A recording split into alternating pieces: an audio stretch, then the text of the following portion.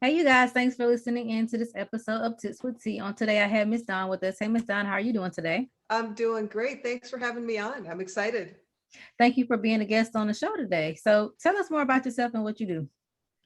Well, my name is Dawn Marcotte, and I am at heart a freelance writer and have been for many, many years. I'm a mother. I got two girls, almost grown, and that's a lot of fun. That's the one thing that's been kind of nice about this pandemic is I actually gotten to spend some time with my girls who would otherwise be off, and you see them, once a week as you pass in the hallway kind of stuff. So that's been kind of nice. And I have been in the corporate world for almost 30 years until summer of 2020. Of course, COVID hit and I got laid off. So that was kind of tough. But after that happened, I decided I would take all these years of experience that I have as a freelance writer and having side business, side gigs, and do something with it Mhm. to not only build a business for myself, but to help other people build a business. Because that's one of the things I really loved the most about my job in the corporate world as an executive assistant was my ability to help other people, to serve other people, to make them look good, that kind of thing. That's just my mindset. That's the way my brain works. Mhm. So I decided to pull that into the entrepreneurial world and see what I could do with that mindset here to help other people who are maybe just starting out, because a lot of people got laid off. So there's a lot of people sitting around hoping that they can turn their passion into a business. So I thought, well, you know what? I've got all this experience and knowledge. Let's put it to work. Let's get out there and help people do well for themselves. So that's just kind of a little bit about who I am and why I am here today. Awesome. Awesome. Yeah. A lot of people are still getting furloughed during this time, with getting laid off. So, I mean, right now, I feel like, um, having more than one source of income or more than one ways to get income now is not, it's not a luxury no more. It's a necessity because you never Yeah. know when something like this can happen and your job can be impacted or your income can be impacted. Um, Exactly. Yeah. And this is not the first time I've been out of work. I mean, it doesn't have to be a global pandemic. I've been with businesses that have just shut down or other businesses where my executives retired and so they didn't need me anymore, things like that. This time, of course, was different. Unfortunately, both my husband and myself were out of work at the same time, which that's the first time that has ever happened. And just like you said, having those independent or having those streams of income, you're used to having more than one, all of a sudden you've got nothing. mhm. Talk about panic. I mean, it was just, oh my gosh, what do we do? How do we feed our kid? All those horrible ideas and thoughts that go through your head in those situations. And that was one of the really big reasons that I just jumped right in immediately within a month of losing my job and said, you know what? It takes time to build a business.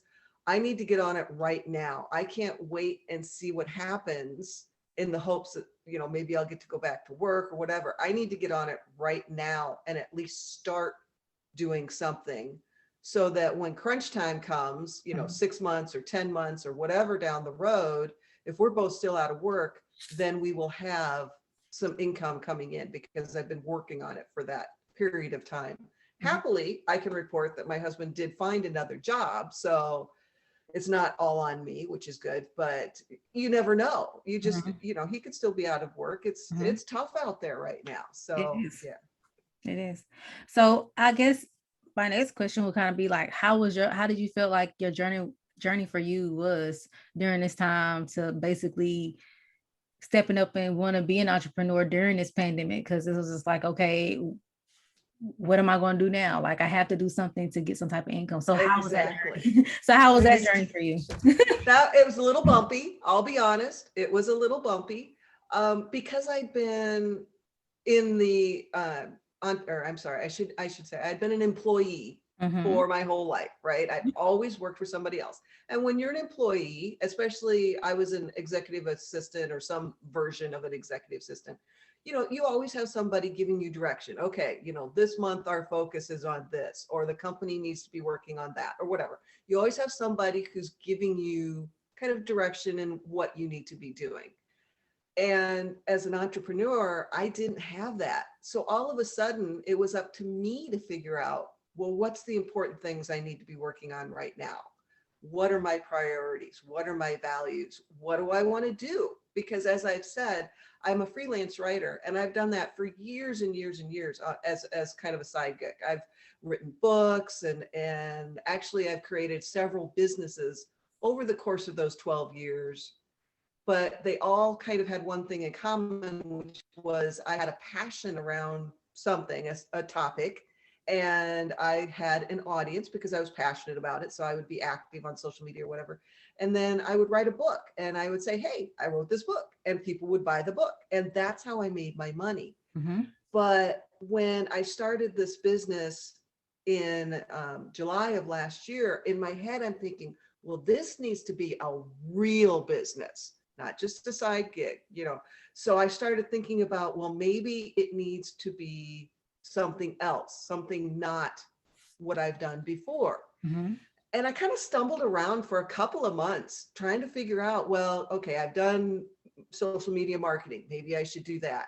I've done content creation. Maybe I should do that. And I tried a number of different things before I realized, duh, hey, you know what works for you, do that. And so after, kind of fumbling around a little bit, I came back to that. Okay, I have all this knowledge and experience doing all these things. I'm going to write a book and offer that up for people to use in their business. Because when I write, I'm very how to do this, how to do that, follow these 6 steps, follow these 10 steps, whatever. And so what I ended up doing is writing a book on how to use a Facebook group to find clients and convert, and make sales, things like that, because that was the hot topic at the time. So it was a little bumpy when I first started because I had to figure out what works for me. What are the pain points of people that are in my audience? Who is my audience? All those kinds of things that everybody has to figure out. But after, 3-4 months, I finally was able to dial it in and figure it out and move forward from them and actually start building a business. But yeah, that could be tough when you're first starting out. And, like I said, I have lots of online experience, so it wasn't maybe quite as difficult for me as it might be for someone else. But it was still bumpy. It's not just, hey, I'm going to slap up a website and people are going to start flinging money at me because I'm awesome. It just doesn't work that way.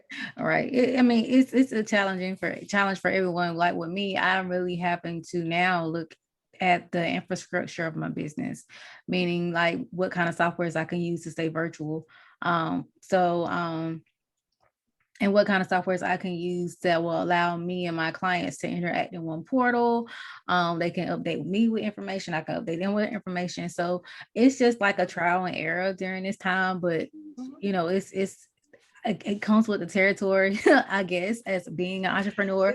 But I also challenge you to come outside your comfort zone, find different softwares and services and things that works for you, finding your niche so you can still gain that attraction that you need. You might have to pivot a little bit, but I feel like the pivot is well worth it because now, I feel like for a while, a lot of things are going to be virtual. So why not go now and try to find different things to find and do different things to interact with potential clients to get those sales and to broaden your network. Exactly. And there's always going to be new stuff coming up. I think the new one right now is Clubhouse, which, somebody talked me into signing up, and that's as far as I've gotten. Me too. But, right? That's all I've done so far is sign up. But, when you try those new things, because you never know, something might click really well with you and you find, wow, this is awesome. Podcasting for me, I had never thought that I would be a guest on anybody's podcast because I'm an introvert and that's peopling and that kind of thing. And so it was hard for me to step out and do that. But once I started, I realized it's a conversation with another person. It's not like I'm sitting in a room full of 500 people or whatever. And the more I did it, the more comfortable I got. And it's fun. It's a lot of fun to talk to people and get their opinions and discuss different things. So, I tried it. It seems to be working. It's fun. I'm going to keep doing it. Facebook Lives was big for a while. I Mhm. tried it, didn't work for me. Mhm. Nobody ever watched them. So Mhm. I decided, okay, I don't need to spend time doing that. It doesn't work for me. But I've seen other entrepreneurs who get hundreds of people watching their Facebook Lives. So it works for them. Mhm. Try things and pay attention to whether they work or not and how they feel as far as your comfort level, and see what happens. It's a great way to grow your business. It is. Now I know you have some experiences with creating courses for our businesses and Mm-hmm. to boost sales. So tell us how we can create a course, and what is actually the difference between actually creating a course or providing training. Okay. Well, I'm going to start with that first. Creating a course implies there's going to be several lessons. It's a series of interactions, information, whereas a training is usually just maybe a one-off or maybe 3 days. And a training tends to be very, very specific. Mhm. So for example, when I do free trainings, I have a Facebook group, I do occasional free trainings. I will do something that is very high level around how to build a Facebook group. Mhm. Because in an hour, I can't give you everything that I know or everything that you need to know, but I can give you a high level overview. So that's another thing about a training. It may not give you everything, or I'm sorry, yeah, a training may not give you, whereas a course, Mhm. you can take the time to really dig into each step of a process or each point that you want to make and cover it really, really well. The other thing about training is frequently they're live, whereas when you're going to create a course to sell online, you don't generally do that live. That's what makes it scalable and what Mhm. makes it such a great revenue stream. You can maybe do the first one live, you record it, but then you package it and you sell it. So Mhm. you don't ever have to do it again. Mhm. You've done it once, it's done, now you can sell it. So, and of course, there are tons of different softwares out there available for course creation. I personally use Thinkific. I think it's very intuitive the way they have the interface set up, but you should try different things if you're interested in a course. Some are free softwares to start with, some are paid. Um, this is terrible. I'm going to tell you anyway. If you don't have any money and you are just not sure what to do, you can create YouTube videos Mhm. and do that as a course. You can create them, mark them as, I believe it's private, so that the only people that can see them are the people that you send the links to, and you've got a course. You can send, maybe you've got an email list and you can send once a week, here's a link to the next lesson, or however you want to set it up. So there are lots of different ways to do the setup part of it. Mhm. It's whatever you're comfortable with. And of course, there are people out there, if you are not comfortable with the techie side, that will help you with that. But it is important when you're doing a course to have a very clear goal Mhm. and to create each lesson around kind of an aha moment. Because the hard truth is that when you create a course that people sign up for, I have been told the statistic, I have not been able to verify it, but something like 3 to 5% of the people that sign up actually finish the course. Mhm. So that's a lot of people that sign up and maybe do the first 1 or 2 lessons, and then we get busy. I'm sure we've all done it. I've done it. Mhm. And it's a 12 lesson course and I make it to lesson 7, and somehow I just never get the rest of it done, even though it's fantastic, I'm sure, material. But when you do that aha moment, that helps people keep going, because every time they learn something, especially if it's actionable, that they can take it and implement it right away, that really will bring people back, because they'll go, oh, I learned how to do this thing and now it's bringing me people into my business. I wonder what she's going to teach me next. Mhm. And they'll come back.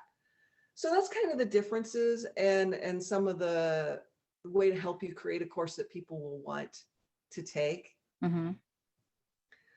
The other thing is to focus on pain points, immediate, urgent pain points. So for example, everybody that's in business wants to get clients. If you create a course and you start marketing that I'm going to teach you how to get clients, you may or may not get very much response because it's so general and everybody needs something different. Whereas if you create a course that says, I'm going to show you how to use email to build relationships and convert your existing email list to sales, that's specific enough that people are going to be really interested in that if that's what they want to do. You're not going to have people who just kind of go through and go, oh, I'm not sure if that's interesting or not. And then they go away and you never hear from them. That's targeted enough. There are going to be specific people who really want that. So that can help you sell your course as well. Awesome. Awesome. Awesome. Well, definitely, that was some good tips for me. I'm definitely gonna look into Thinkific when it comes to creating course content, because I am, thinking, okay, well, maybe that can be another thing that you can do, like you said, set it up, and that can give you residual income once you set it up, is there. And Yep. that's residual income while you're working on something else for your business. So I guess another question I would like to ask is, like, how can we stay organized while transitioning in our business? So, like, for instance, with, like, okay, we know now, like for me, during the pandemic, it might be a good time for me to want to create a course. So how, with all the things that I'm currently doing, can I stay organized to transition to creating course content, webinars, and things of that nature? Right. Oh, that's a great question. We get so busy with the day-to-day stuff and you just get sucked into that. And that's what all you end up doing. So what I recommend, and this is something I do myself, I actually have one day a week. For me, it's Monday, Mm-hmm. that I set aside that I'm only going to use that day to work on longer term projects. Mm-hmm. Now, it took me a while to get to the point where I could do a whole day. So even if you can look ahead for a week and say, okay, Friday mornings are usually quiet. I don't usually have meetings, whatever. I'm going to take 3 hours and I'm going to schedule it. And I know that I'm going to use that time every week to work on these bigger projects. Mm-hmm. So when you schedule it ahead of time and you know that time is coming and you use it, don't let anything else, override that. You're slowly going to be able to get more and more of that time. One of the other things that I find that has been helpful is kind of the opposite side of that, is where you've got all these things that need to be done in your business and they may not be things you really enjoy doing. Schedule specific time to work on that. So for me, Monday morning, first thing in the morning for an hour, and I set a timer on this, I'm going to work on all those things I hate to do in my business, the invoicing, or for me, it's the financial stuff I just don't enjoy doing. There's a few other tasks that have to be done every week or every month, and I know I don't like them, but I know that if I work on them for that hour, number one, they're going to get done. And number two, they're not going to be lurking in the back of my head, distracting me saying, oh, I really should get that invoice out. I really need to check in with that person, whatever it is. So that kind of relieves some stress and some anxiety and frees you up mentally to be more focused on the other stuff, because we all have those tasks. Mm-hmm. So another thing that I do is every week I will it's usually Sunday night, I will look ahead for the week, and I look both personal and professional. Obviously, those kind of bump up against each other a lot right now. And I chunk times out for specific things to do. And I know that every day I am going to check my Facebook 4 times a day, and not any other time, just those 4 times a day. And I turn off my notifications so that doesn't ping at me every time somebody does something. So when you can control your environment, you can really find some space to focus on the things you need to focus on, and some time to figure out what those are. Because that's the other thing when you're transitioning and trying to figure out, okay, this isn't working. What do I do now? You need some time to think about it and to analyze, what have I done in the past that works? Or think about, what do I enjoy doing? Do I want to do a class? Do I want to do a book? What do I want to do? You really have to find that time. So those are just some tips to carve out that space in your schedule to use for those things, and to use to think through, what do you need to do next? And it's also important, I think, to, once you've chosen a direction, stick with it for 30 days before you can figure out, is it working or is it not? That's the other thing I see a lot of people who are in transition struggle with. Mhm, They'll jump on Clubhouse. It's awesome for a week, and then they drop it because something else comes up. mhm. And that's not giving it enough time to find out, is that going to work for you or not? You really need to stick with it for at least 30 days to be able to analyze, is it working? Is it not? Do I want to do more of it? Do I like it? Do I not? That kind of thing. Awesome. Well, thank you, Ms. Dawn, so much for being on the show today and sharing your helpful tips about creating a course and how to be organized in our transitions. So I'm going to share your social media handles, and you can tell our listeners how they can get in contact with you if they would like to. Yes, so I'm active on Facebook. That's probably the best way to get me because, like I said, I'm there 4 times a day, every day. You can also check out my website. That is another place to find me. I do have a lot of free information there for people that are starting their businesses. There's also a membership side of that if you're interested. The first month of that membership is actually free. So it kind of gives you a chance to check it out, see if it's what you are looking for in your business or not. So I encourage you, if you're new in business or you're trying to pivot, just go check it out and see, there might be something there that you find helpful. Awesome. And if you want to get in contact with me, you can do so. My number is 910-317-0396. You can shoot me an email at contact@mjfinancial.biz. If you would like to schedule a consultation, you can do so by visiting the website, www.mjfinancial.biz. You can find this episode on Anchor, you guys, and you can also find this episode on the YouTube channel for M&J Financial Management. If any of you guys would like to be a guest on the show, just feel free to email me at contact@mjfinancial.biz. So thank you again, Ms. Dawn, for being on the show today. I highly appreciate you. Thank you so much for having me. This was great. It was. And you guys, we will see you on the next episode of Tips with T.